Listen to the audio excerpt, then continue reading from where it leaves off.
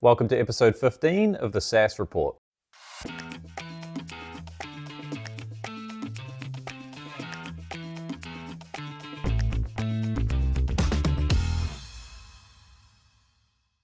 I'm your host, Matt Aird, founder at Sales Science. And today we're going to be looking at OpenView's SaaS Benchmarks report. So they've got survey responses from about 3,500 people, and they compile that into a really interesting report on the state of private SaaS companies. So we're going to be taking a look at that report and some of the interesting insights that come out of that. And we're also going to take a look at ZoomInfo, and I'm going to try to make the case for why it might be a good idea to invest in ZoomInfo right now. Not financial advice. Don't follow any financial advice here on this channel, but I want to break down the case for why ZoomInfo could be a good investment. But first, let's get to the news. So Salesforce shareholders are $25 billion richer after their Q3 earnings announcement. Salesforce beat revenue estimates. They added $460 million in net new ARR in just the last 90 days. As incredible as that sounds, that's actually down 15% from their Q3 numbers from last year, where they added about $540 million. So year-over-year growth came in at just 9%. This appears to be kind of the new normal for Salesforce now, right? Gone are the days of kind of this low 20s to mid-teens growth, right? Those days are behind them. They look like they are now at this point kind of a single-digit ARR growth company. But as we know, over the last couple of years, Salesforce has been on a big drive to improve business efficiency. And we can see in this report continued progress here. So gross margin improved more than 3% to 77.7% for the quarter. Operating income increased 26% to $1.9 billion. That gives them a 20% operating income margin, right, on almost $36 billion in ARR now, which is crazy. And then a lot of that flows through to higher free cash flow rates as well. So they've got an 18.8% free cash flow margin. That's up from 16.7% last year.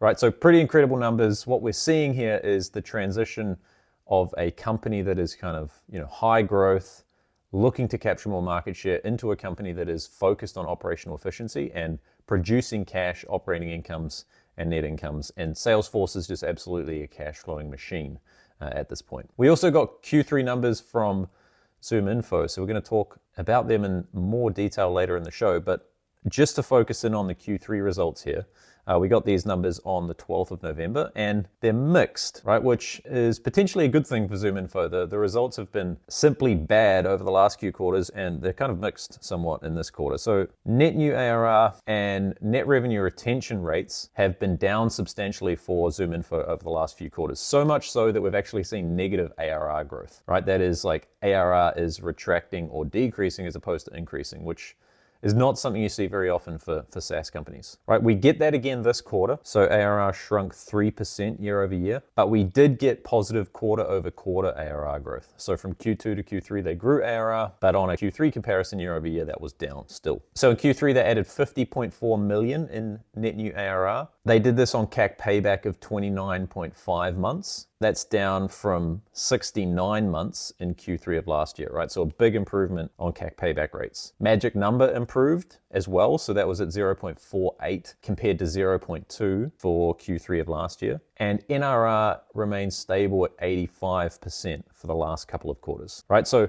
pretty mixed situation for ZoomInfo. You've still got ARR decreasing kind of year over year. It's up quarter over quarter. Go-to-market efficiency seems to be improving, and they're still producing a bunch of free cash flow, right? So free cash flow has never really been a problem for them. So we're going to take a closer look at the future prospects for them later in the pod, but pretty decent quarter, I think, for ZoomInfo, all things considered at this stage. Okta had a solid Q3, so we got Q3 results out of them, and whilst they're kind of hyper growth days seem to be behind them, they have made some good strides towards kind of capital efficiency, right? So they grew ARR 14% year over year. They added $328 million in recurring revenue over the last 12 months. That takes them to about $2.6 billion in ARR. At the same time, they've cut back on spending pretty drastically over the last 12 months. So spending on R&D was down 4.2%. Spending on sales and marketing was down 5.2%. Spending on G&A was down 1% as well. And that helped them to reduce their operating loss from $111 million in Q3 of last year down to just $16 million in Q3 of this year. And free cash flow was strong as well. So $154 million for the quarter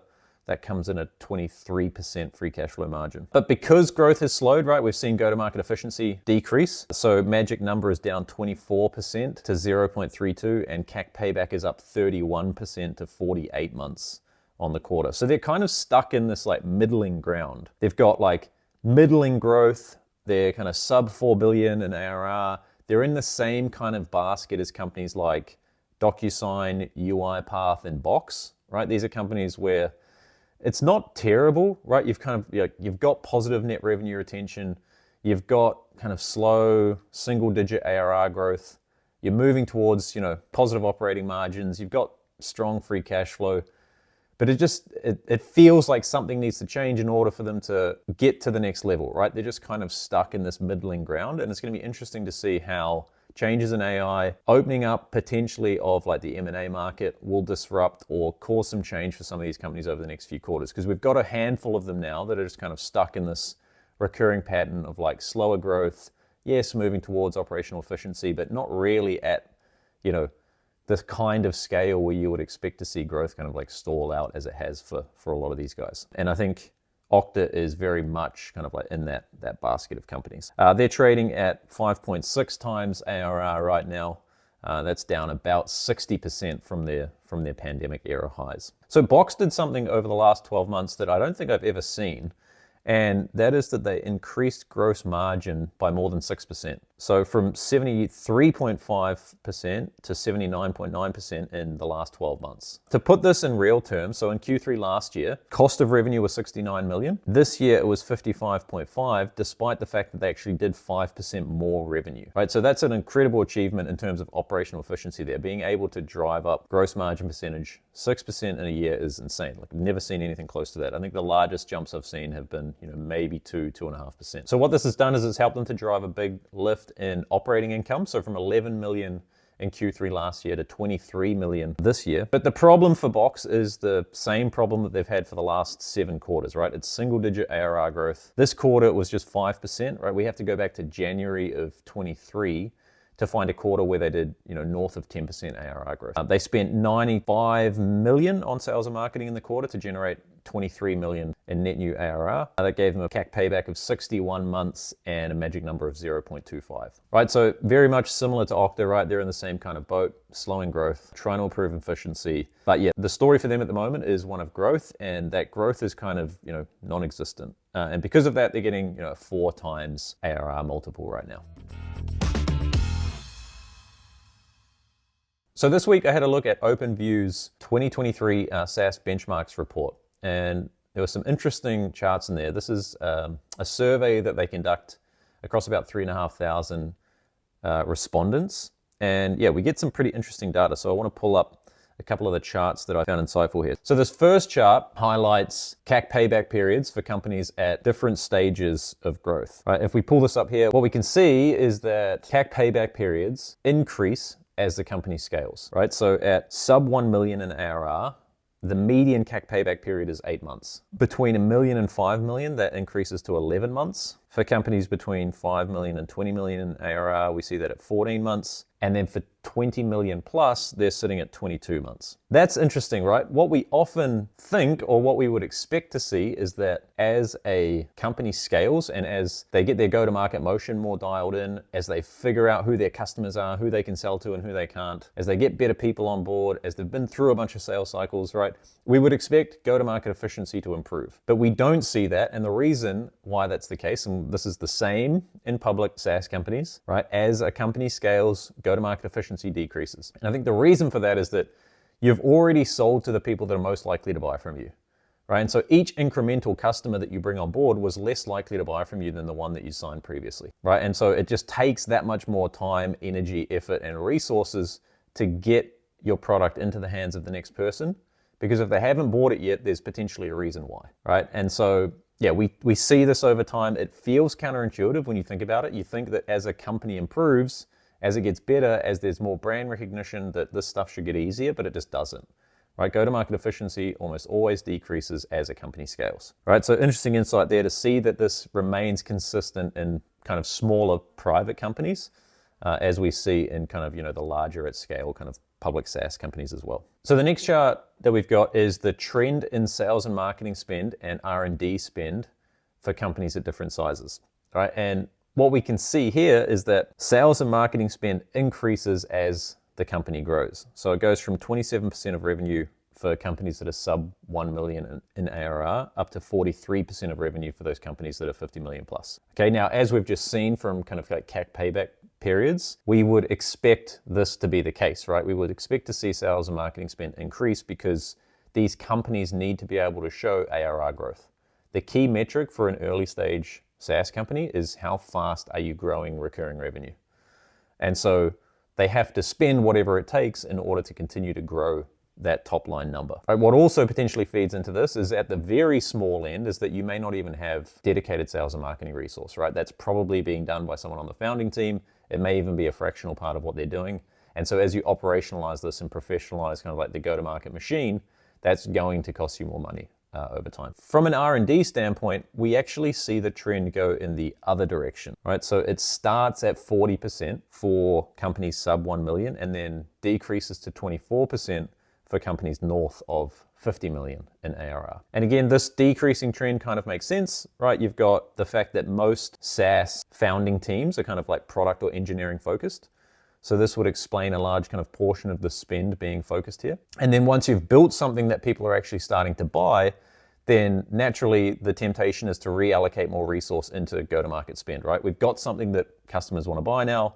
Rather than continuing to work on that or pouring more money into developing it or improving it further, let's just reallocate more of that resource to getting it into more customers' hands, right? And so that's why we see a shift away from investing in R&D and then moving that money more into go-to-market motion so that we can get the growth rates that we need to get to the next funding round or to reach the next milestones, right? At the end of the day, the key metric for all of these companies, we can break down everything, right? We can look at free cash flow rates, we can look at CAC payback periods, we can look at magic number, we can look at gross margins, but ultimately the only thing that really matters in these early stages is like how fast are you growing ARR? And so as soon as you've got something that you can sell, it makes sense to move that investment into the sales and marketing engine so that you can get more customers paying you money. What you might start to see later on this trend is it starts to actually reverse and flip back, right? So we saw this with companies like HubSpot and ServiceNow. So HubSpot, for example, was spending about 17% of revenue on R&D at about the 200 million ARR mark. And they've started to ramp spending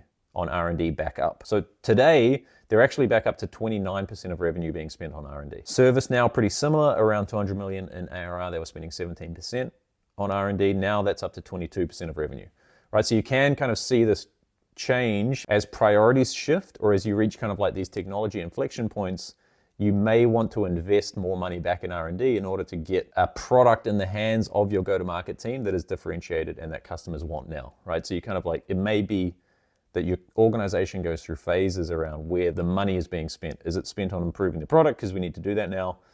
Or is it spent on, on go-to-market because we have something that we can get in the hands of lots of people and they're going to be happy with it. All right, third chart from the report that I thought was interesting was net revenue retention rates. So what we can see is that these are much lower than I would have expected them to be, right? So you've got the median sitting between 99% and 104% for companies across all these stages of growth. But the quartile ranges here are pretty interesting. So we can see in this lower quartile median for each of these groups is substantially lower. So if you have a look in the brackets of those numbers there, so for in the sub 1 million category, you've got 90% being the median of that lower quartile. And we can see that that net revenue retention rate gets as low as 88% for that 1 to 5 million ARR range, right? That means that, more than a quarter of these companies likely have net revenue retention rates below 95%, right? Which isn't ideal. Having churn or having, net revenue retention below 100% is a real throttle on growth.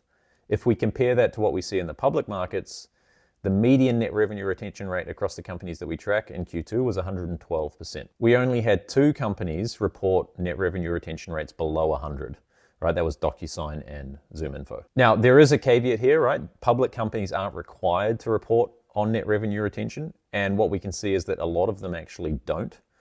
And so it could be that the poor performers are just choosing not to report it. And so that's kind of skewing the median up. But again, I think it kind of makes sense here, right? Private companies that are early in their journey probably have a less clear understanding of like who an ideal customer is, who stays on, who's happy with the service that we provide, who's less likely to churn. As a company matures and as they scale, that understanding probably improves, right? And so you're less likely to run go-to-market motions to companies that are going to churn, 6 to 12 months down the track. And so that net revenue retention rate starts to improve. On top of that, as the company matures, you've probably got multiple product lines now that you can start to sell back into the customer base, right? So when you're very early on, you may just have like one SKU effectively. Customer buys it from you.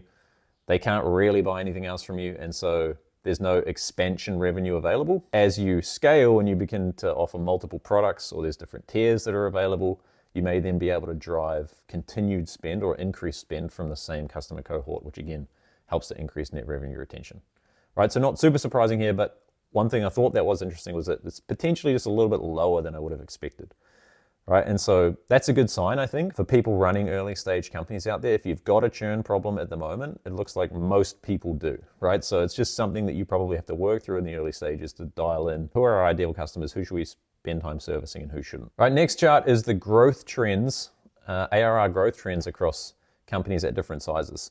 So what we can see here is we get a good snapshot on ARR growth rates across a 3-year period, right? So from 2021 through to 2023, we get 3 data points. What we can see is that the growth rates are down pretty substantially over the last couple of years. And we see that in our data as well, right? So median growth rates in Q2 of 2022 were 43% for the public SaaS companies that we track. In Q2 of this year, that was down to just 22%. So we don't see the same severity in the slowdown of growth rates, right? And this was surprising to me. I would have thought that the private companies, earlier stage, kind of less established, would have seen their growth rates decrease much more than kind of their more established public company counterparts, right? From a buyer's perspective, if you put yourself in the shoes of a buyer, where am I more likely to spend money? With the company that no one's heard of, right? Buying a product that's kind of like somewhat unproven, or with, a publicly traded software company that has, hundreds of testimonials and, very clearly delivers something that's of value to the market, right, to allow them to get to that point. So that is interesting to me, that growth rate has slowed less for these private companies than for the public ones. Potentially it speaks to the way that these organizations can be more nimble than their public counterparts, right? So they have the ability a little bit more to like skate to where the puck is going, as opposed to having to just kind of like push through, right? If you're at 5 million in ARR, you start to see some changes in the market. It's much easier to kind of like pivot the direction that you're taking from a go-to-market standpoint, change the customer segment, right? Change pricing, change packaging, make changes on the fly to make sure that you can keep new business coming in the door. So that could be one of the reasons that we've seen, those growth rates decline less for these like smaller, more nimble companies compared to the public markets. Last chart that I want to cover here is this ARR per full-time employee breakdown, right? We've heard a lot about the push for efficiency in SaaS, and we see a lot of evidence for that in the public markets. But what we can see here in this data is that the private, smaller SaaS companies have gotten that memo as well. So if we take a look at, the top quartile performers between 5 and 20 million in ARR in 2002, the median ARR per employee was 132,000, right? That's up to $268,000 in 2023, right? So a doubling in the space of a year, right? That 268 is like on par with some public SaaS companies that we track, right? There are some public SaaS companies doing hundreds of millions of dollars in ARR that are around the high 200s in terms of ARR per employee, right? So we can see that this memo of you need to be more efficient, you can't spend money, it's no longer growth at all costs, it's capital efficient growth that's important. This has filtered down through to the private markets, and the companies are responding, right? The median across all of the cohorts is up 50%. And the top quartile has increased 65% on a ARR per FTE basis. Now, I think that this trend will continue, right? There seems to be a systematic shift towards kind of like doing more with less, right? With this view of, how can we be more efficient? How can we use AI? How can we keep our team leaner? How can we potentially even raise less venture capital funding so that we can retain more ownership and control of the company?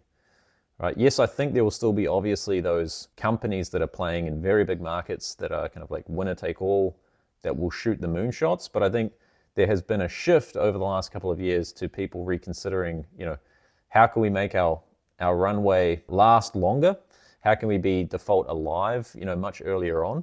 And the data in this report here is showing that like even these really early stage SaaS companies have made really good strides towards doing that. Say you're at 5 million in ARR and you're generating, $200,000 in ARR per employee, like you're default alive at that point, right? You can run that company forever at those rates and you're probably not running out of money. And that just gives them a bunch of optionality there to be able to figure out, okay, where do we go from here? How do we get to that next level of growth without having to take on external funding and all of the complications that arise from that? So yeah, really good report. We'll link to it in the show notes so you can check it out. There's probably, I wouldn't have even covered half of the data in that report. So if you like the public market stuff that I put together, you'll probably like this report on the private SaaS companies as well.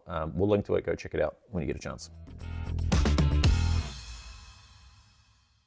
So ZoomInfo is a buy. Now, caveat, this isn't financial advice. You shouldn't follow me for financial advice. If you're considering making an investment decision, consult a licensed professional. But I'm going to say ZoomInfo is a buy. So right now, as I record this episode, ZoomInfo is trading for $11.20 per share. So they have a market cap of about $3.85 billion.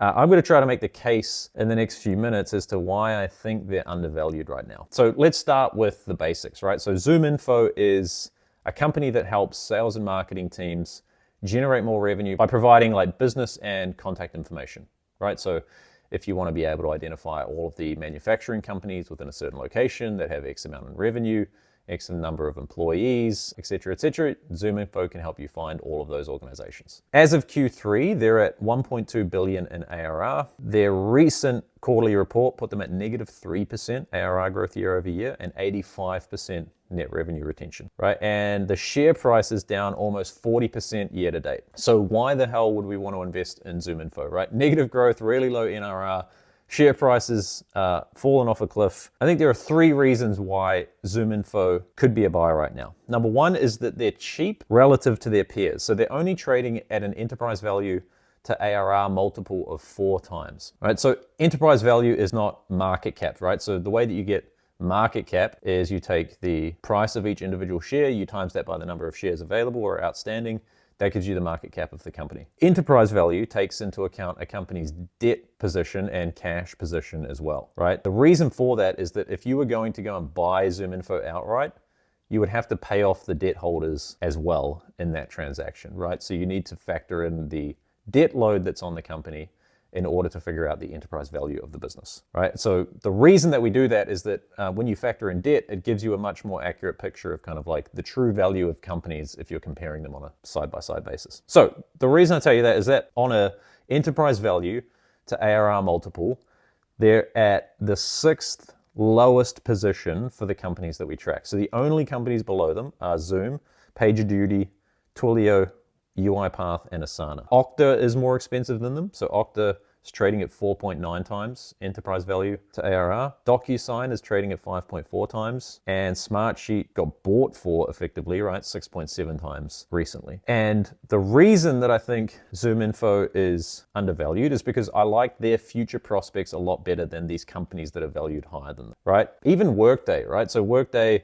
gets an 8.1 times multiple.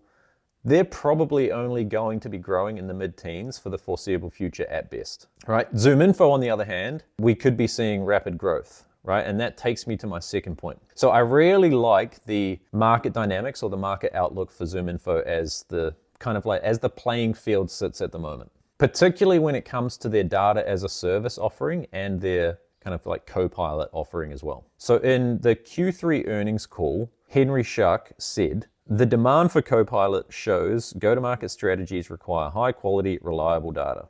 Our customers have realized that running LLMs on their CRM data falls short. ZoomInfo Copilot goes beyond the CRM to create a complete picture of the addressable market, right? So I think that's like a little shot at Salesforce and HubSpot there, right? But I think he makes a good point. So up until now, the way that Salesforce and HubSpot have kind of like conceptualized how you'll use AI agents is that these agents will be able to help you with sales and marketing based on the information that you have in CRM. The problem with that is that that view of the world is limited, right? Yes, it will help me to understand kind of like what my customers are doing, what my customers are buying, the trends within my customer base. But if I want to take those trends that I've identified and then go and find other companies that I haven't transacted with yet, or that I don't have in my CRM, and I want to match those trends up to those companies, I can't do that without a company like ZoomInfo, right? I need to be able to go and find that business data or that contact information data from somewhere in order to be able to match the trends that I've identified on my data internally with the data in the outside world, right? The data inside CRM isn't enough. So where is that data likely to come from? Well, the most likely place, especially if we're talking about kind of like mid-market and enterprise organizations, the most likely place is ZoomInfo, right? They are the data provider that's at scale, that has the reputation to be able to fulfill these really large enterprise contracts, that is investing a lot into R&D every year, right? It's likely that as the world's largest organizations look to solve that problem, ZoomInfo is the natural choice on providing that data layer, right? So I think their competitors here, right, aren't the competitors that you typically hear being talked about on LinkedIn, right? It's not Apollo, it's not Lucia, it's not LeadIQ, right? These aren't the kinds of organizations that mid-market and enterprise are going to go to for this, data as a service offering, right?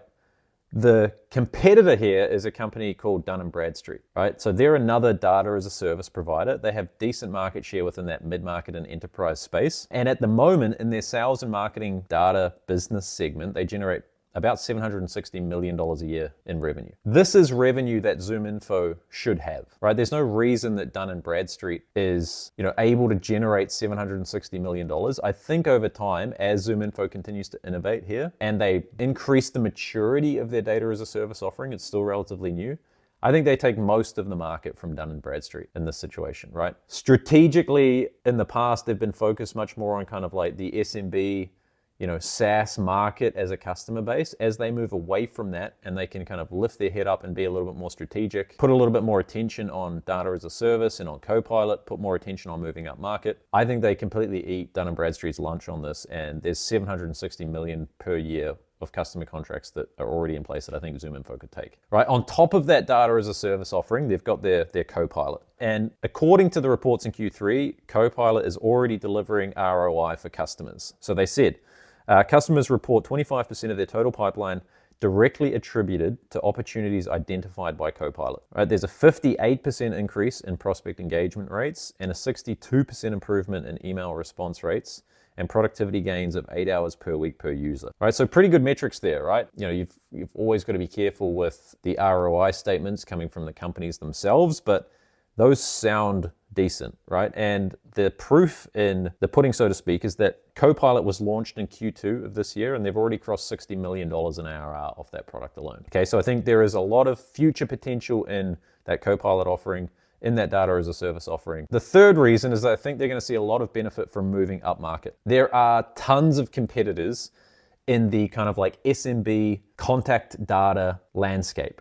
Right? You've got, as we mentioned before, like Apollo, you've got Lucia, you've got LeadIQ, you've got, if you go and open up Clay, you've got, 15 other, data vendors that you've never heard of, all kind of competing at that lower SMB kind of like prosumer level, right? And ZoomInfo has found it very hard to make that segment work. It cost them a bunch in terms of like revenue write-downs and write-offs over the last couple of quarters. But they are having success moving away from that and driving up market. So their 100,000 ACV customer cohort, they added 12 new deals to that in Q3 of this year. So they've now got over 1,800 customers that pay them more than 100,000 per year. Revenue from that cohort makes up 44% of their ARR base, right? And the other thing to note here is that they've really like crossed the chasm, so to speak, from selling originally just to like software and tech companies, and they're now selling to more traditional industries, right? So they announced in Q3 deals with the likes of Commerce Bank, Samsung,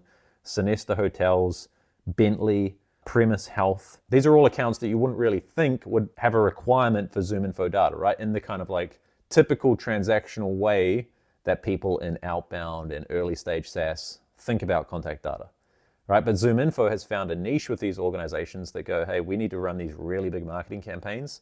We need a bunch of data to fuel those campaigns. Where should we get it? Right, ZoomInfo. So that's a really good sign that they've kind of broken out of that SaaS kind of like tech ecosystem bubble. And that's what Salesforce managed to do really well as well, right? Their customers aren't small SMB tech companies like HubSpot's, right? Salesforce is selling to the largest organizations in the world. They're selling to established businesses in traditional industries, and that's what's allowed them to get to, 36 billion in ARR. Right, so they've been able to make that jump. And I think ZoomInfo is starting to figure that out as well. And then removing the distraction of kind of those SMB deals will help them to do this even better. So here's my prediction, right? I can see ZoomInfo reaccelerating back to kind of 20% plus ARR growth. I think that comes from a combination of moving up market, increasing the number of data as a service deals that they do, and getting net revenue retention back above 100%, right? Whilst doing that, they'll have 30% free cash flow margins, 30% plus, because they have those at the moment, right? Even when growth is slow and net revenue retention is slow. And I think that where that takes them is like an 8 to 10 times enterprise value to ARR multiple, right? Right now they're trading at 4 times. So I can see this being, a 2 to 2.5x jump in valuation for ZoomInfo, right? So I think they're a buy, but you tell me what you think. What have I missed? What am I overlooking here? Why would ZoomInfo be a terrible investment? I want to hear your thoughts on that. All right, that's it for this week. Thanks for tuning in. If you haven't subscribed yet, please subscribe. It means a lot to me. And if you have any feedback, thoughts, questions, let me know. I want to hear them. I will see you next week. Until then, goodbye.